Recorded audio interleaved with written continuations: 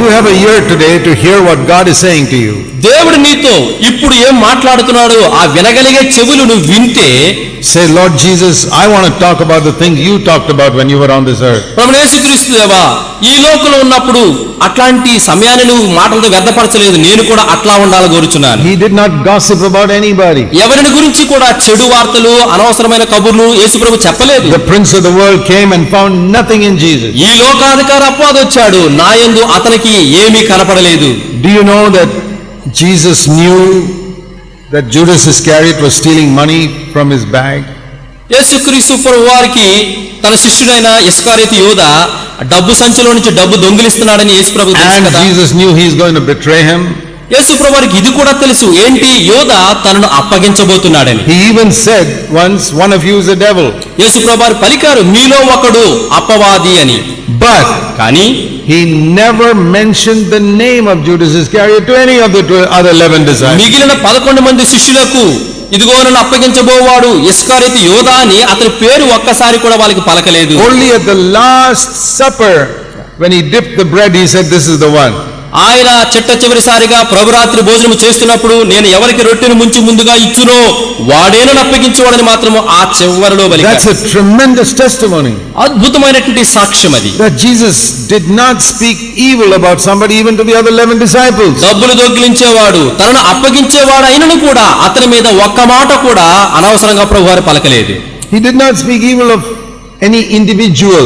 ఏ వ్యక్తిని గురించి కూడా చెడ్డ మాటలు క్రీస్తు ప్రభు పలకలేదు. You see all the sermons he preached. యేసు ప్రభు వారి యొక్క ప్రసంగాలు, బోధలన్నీ కూడా ఒక్కసారి చూడండి. He never mentions Caiaphas or Annas or Herod or any sermon. కైఫాని గాని, మరి ఆ యొక్క హేరోదు గురించి గాని, అన్నాని గురించి గాని, ఎవరి గురించి కూడా ఆయన నేరుగా He మాట్లాడారు. only spoke of groups of people like hypocrites and Pharisees like ఎల్లప్పుడూ that. ఆయన బోధనలో మరి జన సమూహంలో ఉన్నటువంటి వేషధారణ గురించి మాత్రమే ఆయన నొక్కి చెబుతూ But he వచ్చాడు. never mentioned anybody's name. ఎవరి పేరు కూడా ఎత్తి పలానా వాడు ఇట్లాంటి వాడు అని పలకలేదు. Not even once. ఒక్కసారి కూడా అట్లా పలకలేదు. Somebody asked me this question once. Somebody asked me this question. ఎవరో ఒక ఆయన ఈ ప్రశ్న వేశాడు నన్ను, Brother Zach, why don't you mention the names of some of these false preachers? ఈ అబద్ధ తప్పుడు బోధలు చేస్తున్న వారి గురించి చెప్తావు కదా, వారి పేరు నాకు ఒక్కసారి చెబితే ఏం పోతుంది అన్నాడు. Why do you just say deceivers? ఎందుకు వారందరూ మోసగాళ్ళుగా ఉన్నారు అని చెప్పి. I said, because Jesus never mentioned anybody's name. నేను వారితో చెప్పాను, అయ్యా నేను వారి పేర్లు చెప్పను, ఎందుకంటే యేసు ప్రభు వారు కూడా అట్లాంటి వారి పేర్లు పలకలేదు. And I want to follow Jesus. యేసు ప్రభువు నేను వెంబడించగోరుచున్నాను. How do we know that Jesus never revealed to the other disciples that Judas Iscariot was the betrayer? ఇస్కరియోతు యూద నన్ను అప్పగించబోతున్నాడని చెప్పి యేసుక్రీస్తు ప్రభు వారు తన ఇతర శిష్యులకి చెప్పలేదు, నీకు ఎట్లా తెలుసు? That at the last supper, when he said, one of you is going to betray me, మరి చిట్ట చివరిసారి ప్రభురాత్రి భోజనం తింటున్నప్పుడు మీలో ఒకడు నన్ను అప్పగించబోతున్నాడని ప్రభు చెప్పారు. we don't see everybody turning and looking at Judas Iscariot. అందరూ కూడా లేచి ఇస్కరియోతు యూద వైపు వారు ఎవరు చూడలేదు. No. చూడలేదు. They did not know who it was. అందుని బట్టి ఏం తెలిసింది? యేసు ప్రభు యూదా పేరు చెప్పలేదు, వారికే తెలియదు ఎవరు. They said, Lord, is it I? ప్రతి ఒక్కరు అంటున్నారు, ప్రభువా ఇది నేనేనా అని. That question should teaches us that Jesus never revealed Judas Iscariot's name to anybody. ఇస్కరియోతు యూద మోసగిస్తున్నాడని, దొంగిలిస్తున్నాడని, అప్పగించబోతున్నాడు తెలిసి కూడా ఆయన పేరు ఇతర శిష్యులకు ప్రభు He చెప్పలేదు. waited till God himself revealed it. దేవుడు తానే బయలుపరిచేంత క్షణం వరకు యేసు ప్రభు వారు వేచి ఉన్నాడు. He was so careful not to sin. పాపము చేయకుండా ఎంతో జాగ్రత్త పడ్డారు ప్రభువైన యేసుక్రీస్తు. I find we Christians are not so careful. We are not so careful in our conversation. వాస్తవానికి మన సంభాషణలో మనం ఇంత జాగరూకులుగా మనం లేము. And that's why we sink. అందుని బట్టి మన ఓడ తేలటం లేదు, మనం మునుగుతున్నాం. Seeking the kingdom of God and his righteousness means దేవుని రాజ్యమును ఆయన నీతిని వెతుకుట అంటే అర్థము that in our conversation, మన సంభాషణలో, in our earning our living, మన యొక్క బ్రతికే విధానము, సంపాదనలు, everything in our life, మన జీవితంలో చేసే ప్రతి కార్యములో the rule of God governs us. దేవుని యొక్క నియమమే, ఆయన పరిపాలనే మనను కాపాడుతూ That భద్రపరుస్తుంటుంది. means we listen to the Holy Spirit. అంటే అర్థము పరిశుద్ధాత్మ దేవుని స్వరాన్ని వింటూ ఉంటాం. Haven't you sometimes, when you're about to say something, felt the Holy Spirit say to you, don't say that? మనం ఏదన్నా ఒక కాని మాట పలకబోతున్నప్పుడు పరిశుద్ధాత్మ మన లోపల పట్టుకొని అట్లాంటి మాట పలకకూడదని ప్రభునితో చెప్పడం నీకు అనుభవం లేదా? You ignore the Holy Spirit and you say it.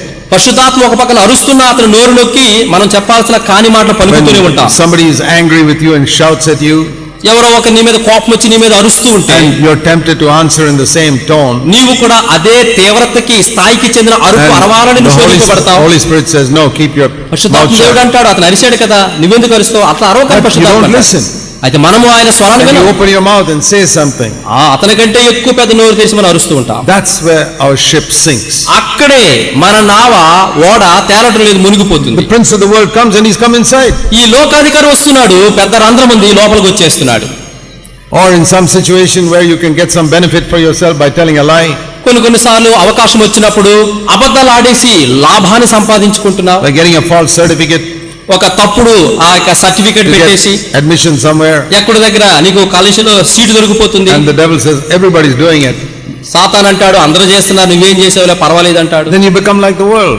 ఆ రీతిగా నువ్వు చేస్తే లోక సంబంధంలే మారిపోతున్నావు. You cannot say like Jesus, the prince of the world comes and he's got nothing in me. నువ్వు అట్లాగా లోక పాపలు మునిగిపోయినప్పుడు యేసు ప్రభు ఇచ్చిన సాక్ష్యం ఇవ్వలేవు, లోకాధికారికి వచ్చాడు, నాలో అతనికి ఏమీ లేదని. These are the type of things that prevent Christian homes and Christian churches from being a testimony for God. క్రైస్తవ కుటుంబాలు, క్రైస్తవ సంఘాలు ఎప్పుడైతే రాజ్యమును నీతిని వెతుకుతారో అప్పుడు మాత్రమే ఆయన కొరకు చక్కని సాక్షులుగా వారు ఉండగలుగుతారు. So let's not only think about that day when Jesus will be king over the whole world.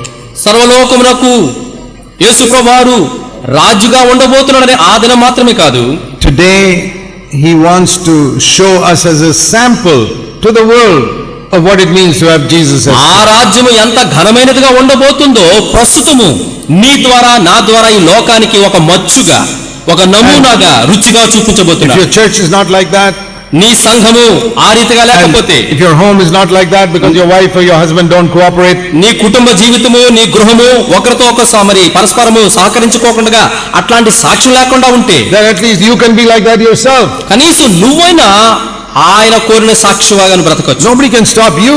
ఎవరు కూడా నేను ఆపలేరు అట్లా జీవించడానికి. Supposing you decide, ఒకవేళ నువ్వు ఊహించుకో, Lord, తీర్మానం తీసుకున్నావు, people who come in touch with me, ప్రభువా ప్రజలు నాతో వచ్చి they సంభాషించినప్పుడు must see something of God. దేవుని సంబంధమైన సుగుణాలు నాలో వారు చూచినట్లుగా చేయండి. They must see that I don't live like other people for this నేను world. ఈ లోకస్తుల వలె జీవించడం లేదని వారు చూచినట్లుగా నన్ను అట్టి సాక్షిగా The చేయండి. Bible gives us some very clear instructions. పరిశుద్ధమైన గ్రంథం మనకి ఎన్నో గొప్ప స్పష్టమైనటువంటి నిర్దేశకాలు ఇస్తున్నది. Okay, let us say that God has enabled you to earn a lot of money. సరే, దేవుడు నీకు ఆస్తి సంపాదించుకోవడానికి సామర్థ్యం ఇచ్చాడు అనుకుందాం. Maybe with a business or an inheritance you got from your parents or something. బహుశా నువ్వు వ్యాపారం చేసి లాభాలు గడించొచ్చు, తల్లిదండ్రుల యొక్క ఆస్తి అనువంశికంగా నీకు వచ్చి ఉండొచ్చు. What should you do? ఇప్పుడు డబ్బు వచ్చింది, ఇప్పుడు ఏం చేయాలి? Do you have to give it all away? ఆ డబ్బంతా కూడా ఇతరులకు No, పనిచేయాలా? the Bible doesn't say that. Bible అట్లా అనడం లేదు. There's a very clear instructions in 1 Timothy 6 verse 17 and 18. తిమోతికి రాసిన మొదటి పత్రిక 6వ అధ్యాయంలో 18-19 You చక్కని know, the Bible has instructions for everybody. Bible ప్రతి మనుషునికి కావలసినటువంటి సూచనలు, సలహాలు ఇచ్చే గ్రంథం అది. If you got a very good job and you earn a lot of salary, నువ్వు చక్కని ఉద్యోగం ఉండి మరి ఎక్కువ చక్కని జీతం or సంపాదించుకుంటే, you inherited a lot of money, చాలా ఎక్కువ ధనాన్ని ఆర్జించుకుంటే, Bible tells you what you should do. నువ్వేం చేయాలో బైబిల్ చెప్తుంది ఆ డబ్బుతో. First of all, 1 Timothy 6:17. మొదటి తిమోతి 6వ అధ్యాయం 17వ వచనం. Don't be conceited. ఇహమందు ధనవంతులైన వారు గర్విష్ఠులుగాక. Don't be proud. మీరు డబ్బుందని చెప్పి గర్వించొద్దు. Don't look down on other people who don't have as much money as you. డబ్బు లేని వాళ్ళు చూచి, పేదవాళ్ళు చూచి నువ్వు గర్విష్ఠుగా వారిని అణగదొక్కాలని కోరకూడదు. Don't think you're better than them or blessed by God or any such stupid thing. వాళ్ళకంటే దేవుడిని దీవించేశాడు అని చెప్పి వారిని తక్కువగా ఎంచకు, అట్లాంటి మూర్ఖమైన పనులు చేయకు. That is the first thing. కనుక నీకు ఒక డబ్బు ఉంటే నువ్వు చేయాల్సింది ఏంటి? గర్విష్ఠుగా ఉండకూడదు. Supposing your grown-up children got good jobs. ఉదాహరణకు నీ పిల్లలు ఎదిగారు, చదివారు, మంచి ఉద్యోగం వచ్చింది. First instruction is don't be conceited. మొట్టమొదటిగా మనం వారు చెప్పాల్సినటువంటి ఆ యొక్క సూచన ఏంటంటే, అమ్మా బాబు ఉద్యోగాలు వచ్చాయి కదా, గర్వించొద్దు. We must teach our children also that.